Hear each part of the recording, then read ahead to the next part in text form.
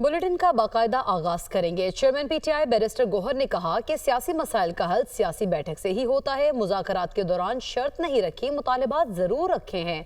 बानी पीटीआई पहले भी कह चुके हैं मुज़ाकरात जरूर होने चाहिए। 9 मई के तमाम मुकदमात जाली हैं, बस अब बहुत हो गया, मुल्क को बेहतरी की तरफ बढ़ना चाहिए। वो इस्लामाबाद में डिस्ट्रिक्ट कोर्ट्स में मीडिया से गुफ्तगू कर रहे थे। पॉलिटिकल मसाइल का पॉलिटिकल हल मुस्तकिल ढूंढना बड़ा लाजिम होता है। कंडीशन किसी ने नहीं लगाई ना हमने लगाई, उनकी किसी और की तरफ से आई है। वो हमारे मुतालबात खान साहब ने अब नहीं बल्कि इससे कई महीने पहले अनाउंस किया था। 3 मेंबर कमेटी बनाई थी और खान साहब कह रहे थे कि मुज़ाकरात हो। सारे केसेस पॉलिटिकली मोटिवेटेड है और ज़्यादातर बेसलेस है। बस बहुत हो गया, that there is put a stop to everything. और आगे वफाकी वज़ीर राना तनवीर हुसैन का कहना है कि पाकिस्तान तहरीक इंसाफ की शराइत पर अमल करना मुमकिन नहीं। उन्होंने मज़ीद ये भी कहा कि पाकिस्तान तहरीक इंसाफ ने हुकूमत से मुज़ाकरात के लिए जो शर्त रखी हैं वो समझ से बालातर हैं। पीटीआई की सिविल नाफरमानी की तहरीक में अवाम साथ नहीं देगी। बानी पीटीआई के कहने पर ही सब होता है तो वही कसूरवार हैं। इस तरह तो मुज़ाकरात नहीं होते कि पहले शराइत, इसका मतलब कि शराइत भी उनकी बड़ी अजीबोगरीब है। और सिविल नाफरमानी की तारीख भी उन्होंने एक दफ़ा पहले भी 2014 में की थी और इस दफ़ा तो मेरा हाल है बस ऐसे ही बातें कर रहे हैं, कुछ नहीं होगा। ना काल वो देंगे, अगर देंगे तो बिल्कुल फ्लॉप ही होंगे। एक बानी पीटीआई की माँ पे ही होता है, वहीं पे फैसले होते हैं, वहीं से ये सारे प्रोग्राम लाते हैं। तो ये भी वाक़या हुआ है तो उनमें ये मुलव्वस हैं। तो आगे अदालतें हैं, अदालतें उस इंसाफ का जो तकाज़े हैं वो पूरे करेंगी। वफाकी वज़ीर मनसूबाबंदी एहसन इकबाल ने कहा मामलात नफरत और झगड़ों से नहीं बल्कि मुज़ाकरात से हल होते हैं। 9 मई को जो कुछ हुआ वो तसव्वुर भी नहीं किया जा सकता था। 9 मई के मुल्ज़िमान सज़ा के हकदार हैं। हर किसी की पगड़ी उछालने वाला आज अडियाला जेल में निशाने इबरत है। एक सियासी जमात का एजेंडा फ़क़्त मुल्की इदारों के खिलाफ जहर उगलना है। वो नारोलवाल में तकरीब से खिताब कर रहे थे। एक सियासी जमात मुल्क के खिलाफ, मुल्क के इदारों के खिलाफ, मुल्क की फौज के खिलाफ जिस किस्म का जहर उगल रही है, 9 मई को जो कुछ हुआ उसका कोई बंदा तसव्वुर नहीं कर सकता कि किसी मुल्क के अंदर, चाहे वो जमहूरियत हो चाहे वो डिक्टेटरशिप हो, कि कोई मुल्क किसी को इजाज़त देगा कि वो अपने मुल्क की फौज की छावनियों में जाके फसाद फैलाएं, इंतशार फैलाएं और हमले करें। एक आदमी है जिसने पाकिस्तान की सियासत में जहर घोला है, पाकिस्तान की सियासत में नफरत घोली है और हर किसी को दूसरे का दुश्मन बना दिया और हर किसी को चोर और डाकू बना दिया। कि आज अगर वो अडियाला जेल में बैठा है तो अल्लाह की पकड़ में यार निशान इबरत है, क्योंकि हर किसी की वो पकड़ी उछालता था, हर किसी पे झूठे इल्ज़ाम लगाता था। वफाकी वज़ीर तालीम खालिद मकबूल सिद्दीकी ने कहा ना जाने कब हुकूमत छोड़ दें, हुकूमत छोड़ने में हमारा रिकॉर्ड बहुत ख़राब है। उन्होंने ये भी कहा कि फैसल वावडा ने कभी नहीं कहा कि वो हमारे सेनेटर हैं। बराह रास्त ऐसी जमहूरियत को कोई फ़ायदा नहीं। 26वीं आइनी तरमीम के वक्त बहुत उजलत थी, आइनी तरमीम के बायस मदारिस के बारे में नहीं सोचा। वो कराची में मीडिया टॉक कर रहे थे। न जाने हम कब नाराज़ हो के हुकूमत से और इस वजारतों को छोड़ दें। और मेरा इस हवाले से रिकॉर्ड बहुत ज़्यादा ख़राब है। मेरे फैसल वाडा साहब ने कभी भी नहीं कहा है कि हमें रिप्रेजेंट करते हैं। बराह रास्त ऐसी जमहूरियत का पाकिस्तान को ज़रूरत नहीं है।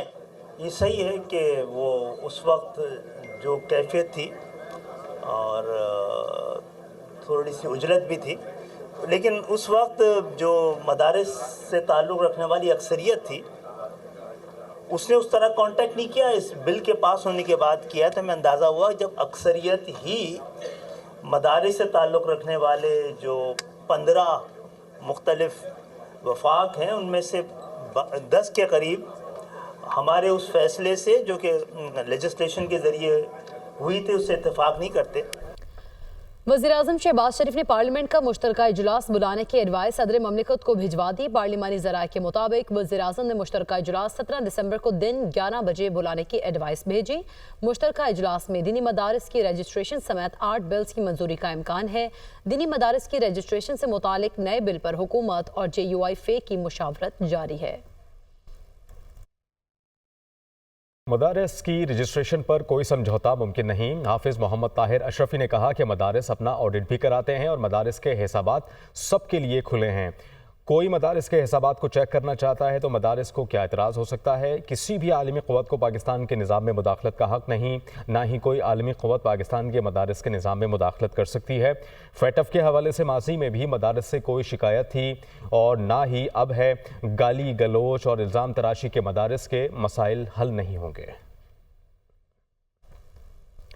चैंपियंस ट्रॉफी फ्यूजन फार्मूले के तहत ही होगी। आईसीसी की मीटिंग आज दोबारा होगी। भारतीय मीडिया के मुताबिक आईसीसी और भारत ने पाकिस्तान की शराइत मान ली है। आईसीसी ने पाकिस्तान की पार्टनरशिप फार्मूले की मंजूरी दे दी है, जबकि चैंपियंस ट्रॉफी 2025 हाइब्रिड मॉडल के तहत होगी। भारत चैंपियंस ट्रॉफी में अपने मैचेस दुबई में खेलेगा, जबकि पाकिस्तान 2026 में भारत में होने वाले T20 वर्ल्ड कप के लीग मरहले के मैचेस श्रीलंका में खेलेगा। डी चौक एहतजाज में मुबैना जाँ बहक और लापता कारकुनान के मामले पर पाकिस्तान तहरीक इंसाफ की दरखास्त। इस्लामाबाद की डिस्ट्रिक्ट एंड सेशन कोर्ट ने 23 दिसंबर को केस इब्तिदाई बहस के लिए मुकर्रर कर दिया। अदालत ने आइंदा समाअत पर शिकायत कुनंदा को हाजिर होने का हुक्म दे दिया। बैरिस्टर गौहर ने हुकूमत के खिलाफ दरखास्त दायर की है। पीटीआई एहतजाज के दौरान गिरफ्तार 6 मुजाहिरीन मुकदमे से डिस्चार्ज कर दिए गए हैं। इंसदादी दहशतगर्दी अदालत के जज अबुल हसनान जुल्करनैन ने कमरा अदालत में हथकड़ियाँ खुलवा दी। मुल्जिमान में बाबर अली, मोहम्मद मुजाहिद, शाहिद, ज़ेब, रमज़ान और मुबशर शामिल हैं। जज ने पुलिस को हिदायत की कि इन मुल्जिमान के रास्ते में भी रुकावट नहीं डालनी, न दोबारा गिरफ्तार करना है। 9 मई को कलमा चौक पर कंटेनर जलाने के मुकदमे में पेशरफ्त हुई है। आपको बताएं कि इंसदादे दहशतगर्दी अदालत लाहौर ने 8 रुपोश पाकिस्तान तहरीक इंसाफ के रहनुमाओं को इश्तिहारी करार दे दिया। पाकिस्तान तहरीक इंसाफ के रहनुमा मियाँ असलम इकबाल, हम्माद अजहर और मुराद सईद इश्तिहारी करार, जुबैर खान नियाजी, हामिद रजा गिलानी, मोहम्मद जावेद, अब्दुस्समद और वासिक क़यूम को भी इश्तिहारी करार दिया गया। अदालत ने पाकिस्तान तहरीक इंसाफ के रहनुमाओं के दायमी वारंट गिरफ्तारी भी जारी कर दिया। अदालत ने थाना नसीराबाद के मुकदमे में पुलिस की दरखास्त पर कार्रवाई की। पुलिस ने कहा कि मुल्जिमान गिरफ्तारी के डर से रूपोश हो चुके हैं। वारंट गिरफ्तारी भी जारी हुए मगर गिरफ्तार ना हो सके। आगे बढ़ेंगे। वफाकी वज़ीर इत्तलात अता तारल और तुर्की के सदारती हेड ऑफ कम्युनिकेशंस के दरमियान मुलाकात हुई है। मीडिया के शोबे में ताउन को मज़ीद मजबूत बनाने, अवामी सिफारिशात और सिफारतकारी को फ़रोग़ देने पर तबादला ख्याल हुआ। अर्तुग़रुल गाज़ी जैसे तुर्की के ड्रामे पाकिस्तान में दिखाने पर इत्तेफाक हुआ, जबकि वफाकी वज़ीर इत्तलात ने कहा कि पाकिस्तान और तुर्की के दरमियान तारीख़ी और बरादराना ताल्लुकात हैं। दोनों ममालिक के दरमियान मीडिया के शोबे में ताउन के वसी इम्कानात मौजूद हैं। मुश्तरका प्रोडक्शंस की तैयारी से दोनों ममालिक की सकाफ़तों का आपस में तबादला होगा। इसके अलावा नौजवान नस्ल को पाकिस्तान और तुर्की के दरमियान तारीख़ी ताल्लुकात से आगाही फराहम करना होगी। इस मुलाकात में इत्तेफाक हुआ। वज़ीर आला पंजाब मरीम नवाज ने वाइस गवर्नर ग्वांगजू जिंग गोजी से मुलाकात की है। वज़ीर आला मरीम नवाज के एजाज़ में खुसूसी स्टेट डिनर का एहतमाम भी किया गया, जबकि मरीम नवाज ने कहा पंजाब के वफ़द की पज़िराई और पुरतपाक खैर मकदम हमेशा याद रहेगा। चीन तारीख़ के हर मोड़ पर हमेशा पाकिस्तान के साथ खड़ा रहा। पाकिस्तान और चीन के अवाम भी एक दूसरे के साथ मुंसलिक हैं। दौरा चीन बसीरत अफरोज़ है, बहुत कुछ जानने, समझने और देखने का मौका मिला। ग्वांगजू के वाइस गवर्नर ने कहा वज़ीर आला पंजाब मरीम नवाज की आमद को खुशबख्ती समझते हैं। अवाम की खिदमत और फलाह बहबूद के लिए मरीम नवाज की काविशें काबिल तहसीन हैं।